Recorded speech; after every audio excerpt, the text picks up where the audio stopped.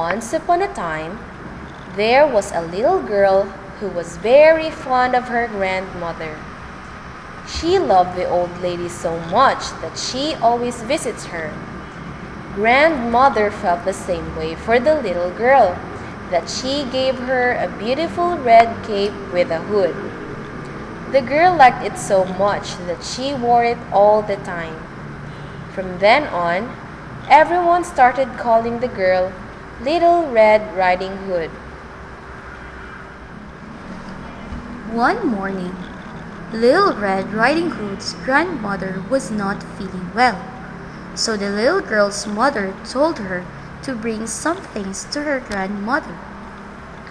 Little Red Riding Hood, bring these goodies to your grandmother to make her feel better, said the girl's mother. But be careful as you walk through the woods. Don't stop along the way, for the big bad wolf might get you. Don't worry, Mother. I'll be very careful. So she went off with her little bag full of goodies. Deep in the forest, the big bad wolf was hiding behind the bushes. He was already very hungry. Then he saw Little Red Riding Hood coming. Good morning, little girl. He greeted with a smile. When she saw him, Little Red Riding Hood was not frightened because she did not know that he was the big bad wolf. Good morning. I'm sorry. I can't stay for a while. Don't worry, my dear. Said the wolf. I'll just walk along with you. Where are you going? I'm going to see my grandmother. She is sick. Well then, bring her some flowers to make her feel better, said the wolf. I'll show you where to get them. Little Red Riding Hood knew that she shouldn't stop, but she liked the wolf's idea, so she went with him to pick up some flowers. Get as many as you like, said the wolf. Now I have to go. I still have some things to do. The wolf went ahead to grandmother's house and hid the old woman in the closet. Then he disguised himself as Little Red Riding Hood's grandmother. Little Red Riding Hood reached grandmother's place, but when she crept up to her grandmother's bed, she saw a very strange sight. Oh, grandmother, what big ears you have! All the better to hear you with, little girl, replied the wolf. Little Red Riding Hood went a little closer.